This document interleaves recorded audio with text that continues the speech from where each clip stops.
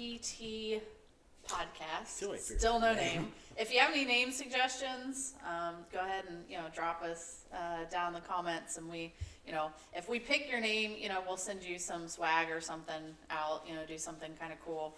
But we are back. Went to the range with the tactical model. We gotta find a better name for it right now. Went to the range and shot it. I think it shot great. I think everyone was pretty pleased with it. The comp barrel is kind of ridiculous. So we shot it. Mini Ho, Clement Ho here, who does a lot of our photos and videos, is here and helping us. And he's going to patch in some of the footage from the range so you can kind of see what we're talking about as we discuss how things went down there with testing it.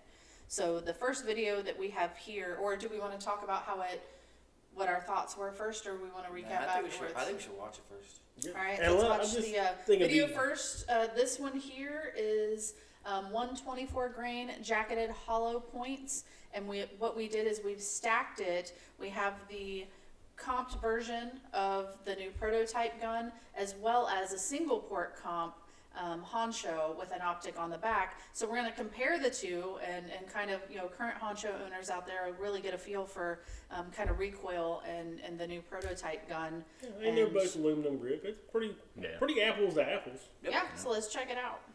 And this was actually Kevin shooting, so. Gosh, Kevin, you couldn't have timed those so they both went at the same time? Next time I'll do Next time we'll work on that. So what did you think while you were shooting These it, are Kev? 147. For on the test gun, for shooting it with no grip at all, it being a very smooth, obviously aluminum surface, I felt it was extremely manageable. So I think it only gets better once we decide what grip options we're going to go with. Obviously, you know where I stand, but we'll see where it goes. Yeah, but from the looks with of the- it, it doesn't look like with you're the going to grip need tape. much tech. But I think the best thing about these guns at the end of the day is the fact that they resettle right back on your target. So as long as you apply the proper fundamentals, good grip. I'm sure my grip's not perfect. I'm sure somebody will tell us that in the video. It's how it works. That's okay. I don't know. It looks pretty good to me. I really liked it. So Okay. I'm excited. Yeah, Hutch, you were able to shoot it out there as well. What were your thoughts on? It is almost ridiculous how the gun settles back down for the follow-up shot. Very low impulse. There's not a lot of impulse felt in the gun. It's going to be real exciting to see how this kind of plays out in the consumer's hands for sure. Yeah, and this is even, no real slide cuts or anything on it, no tack rail, so it's still kind of, a little blocky, a little top heavy, but from, shooting it and then, what we can see in the footage, it's shooting really well, just, given even the current state without having other stuff on it, and I think we keep, testing it and developing more stuff and getting some slide cuts and stuff in it and see how it goes, but. So we did this grip with no grip tape, anything on it, and really it wasn't moving much. I mean, it had the aggressive mainspring housing in the back, but Holding it all together. It just barely held on. Barely. but nothing really, moving or any issues, anything like that. I know we did have a little bit of hang up on one of them, which you think was just kind of the extractor doing a little more tuning on it, where we'd kind of thrown things together. We did try, what was the other ammo that we tried? I tried some ultralight. It's 50 grain. 50 grain, 2200? 2040. 2040. It's like yeah, plus yeah, P 20. carry ammo. Yeah. It's aluminum. It's no lead. I was surprised. I mean, that thing has And it's a lot cycling of gun, gas. Yeah. It definitely get full advantage of the comp because it really has no rise at all. So if we wanted to do some comp stuff and checking and just kind of comparison maybe between, even the straight across single kind of port comp and one of these, we could probably even go out and do some evening or overnight shooting. Yeah. Get and better some, photos for some sure. slow-mo stuff and kind Some of show. dragon fire out of them. Yeah, and I would be interested to see kind of how it interacts with the front sight and kind of where the gases are going and how that works. Mm-hmm. Absolutely. Yeah. I mean, you can kind of see on that one, it doesn't even have any black on No, the like side. I was worried maybe on the front sight it would cause problems because you know you don't want to blacken up your front sight, but there's literally no gas at all on here. And we probably ripped through what, a couple hundred rounds Oh, yeah. already on it. So it's obviously pushing it in the right direction, and I didn't notice it all either in the window, like it wasn't a distraction or something like No. that. Like the gases were weird, or I didn't feel any chunks of anything or anything. So Hitting me. yeah. So I whatever you did it right. As normal. There's nothing new in the gun game. It's just reinvented years later. So questions that might come up, what was the noticeable, or was there a noticeable difference between the straight sight block barrel to the comped barrel? What'd you think, Hutch? This one definitely settles a lot faster. Not that the standard barrel is bad. It's just this one really settles back down really fast. It's the dot never really leaves your sight picture. It's really nice. Very It's the nice. smallest dot I think you can Yeah. do. The RMRCC. We're sitting here with a little compact on here, but we were just talking about that earlier. It'd be nice to have an SRO or a full size sight on there. Better sight picture, and it's even going to be even better, I believe. You know, a little bit faster because these are harder to hunt on that little bitty dot. That's true. Yeah. But shoots great. I mean, just going to be very minimal need for the texture. It's just going to have to be minimal because the gun doesn't move. So do we think minimal texture, do we think grip tape is a good option? It gives For- diversity. Grip tape, even though some people think it's a cheaper option, grip tape gives the customization option to people that they might want tiger stripes. They might want Dylan and Kevin. They kind of like the leopard print stuff. You know, you could have that in pink and black. You could, whatever you Well, want. but we can get this in different Textures. I grits. Well, outside of that, we could get in different grits. So if it's someone Yes. that Yeah. wants something that bites a little bit more, or maybe a little less, or even if they want to go with nothing at all, and kind of run it the way it is, I think it's quite a few options. So Kevin, what did you think about the difference or between the sight block and the comped version? I mean, there is a difference for sure, but it's nothing that it's not. I wouldn't say it's life changing. I mean, I think it's the best part. The gun shoots flat, whatever barrel you've got in it.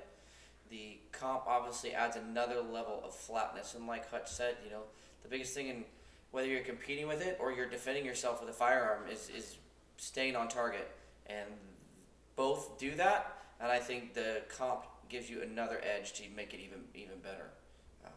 Anything you do when a pistol make it shoot flatter is always good for the end user at the end of the day. Yep. Recoil management on a pistol is what keeps some people away. This is true.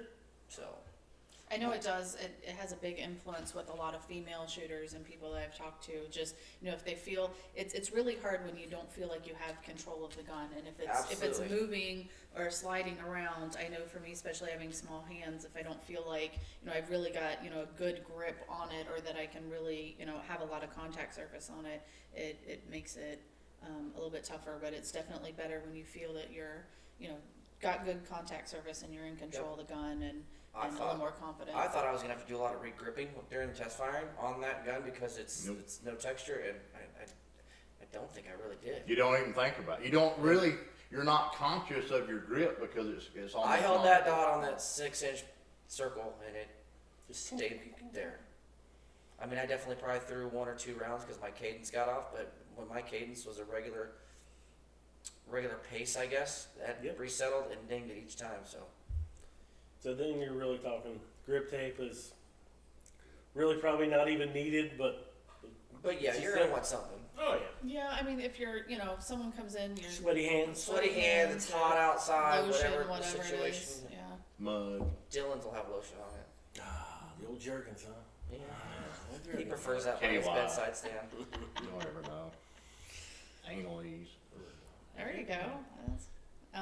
So where we're at this point, what's the next steps? What do we need to do next to start working on, because this is kind of the point everyone will be heading back home, so we'll start doing some more parts and do things a little bit more remote, but kind of let's start refining down where this needs to be. So the next step would be we need to get some aluminum in and make an aluminum frame.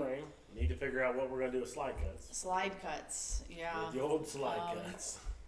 Yeah, so I'm thinking, I know we talked about the hole before, but I think it needs to have some kind of through cut where you can see the barrel. We haven't done that before on any of our models, and I think it's something we should look at. I don't think we go crazy with it and have a whole lot of holes in it, a lot of stuff that's gonna draw in dirt and do things, but I think we can get some of the weight down from the top, with the rest of it being lighter, and with people, trying to carry it, but it is a longer gun than the compact morph. Right. I think we do something to get some of the weight out of there. As our barrels are different than everybody else's as well, if we come through with through cuts that are back here in the center, it's really non-issue, An area. because the surface areas are here and here. Yep. This right here, it could be pretty aesthetics from the outside, it ain't gonna affect functionality. I think we talked about doing two versions of the slide, one with through cuts and then possibly one without for our truly tactical pistol that will hopefully be used for duty use is the end goal. So Yeah, we can definitely, do that. So we'll work on the frame. Let's work on some slide cut ideas. Maybe we can put up in the meantime, we can put up some, if you're okay with it, because we're kind of, something new for us, peeling back and letting people into the inside of things. Maybe some stuff from, the model on the computer side of showing kind of how it's going to look before we start machining, and also maybe, doing some videos and stuff on the machining process. And different things that go into it. I also want to be able to put out, maybe like some roundabout cycle times on things and kind of costs and stuff, so everyone can kind of get an inside look at what goes into, not just, hey, this is really cool, do this, but also the consideration side as far as cost, machine time, repeatability, setting it up to be in a production setting, and do some of those things as well. I mean, because the biggest thing that nobody ever sees with doing anything new is the time that you're spending smashing your head on the monitor 10 hours a day trying to come up with something new that nobody else has done yet. We definitely do that. We came in past the final hour with the slide cuts on the Honcho, those Sanders cuts. Steven Sanders came in a clutch with a good solution for those, because we literally weeks were just racking our brains over slide cuts on the Honcho. So Everybody does the same thing all the time. Look, I put this panel. Look, I put another panel on top of a panel through a panel. Woo! It's nothing new. That's why the Sanders cuts are really, unless you got a real know how to machine, good luck duplicating those. yeah, but they take a long time. Is it about an hour per side Yeah. for a Sanders cut? So It's all 3D'd on there. yeah.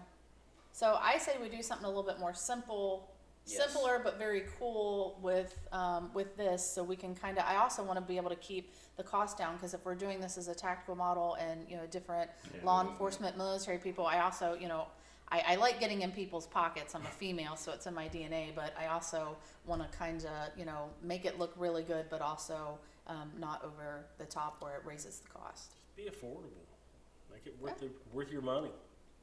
I think that's a great direction for this gun. So, guys, thanks for coming down and starting our podcast off, and I'm excited to see where it goes and what other things we can do, and kind of show people what goes into doing what we do from a manufacturing standpoint, from making the parts to prototyping, R&D, testing, and doing all that stuff. So I'm very excited to do some more of that in the future, and we'll catch everyone the next time. Absolutely. See ya. See Take ya. care.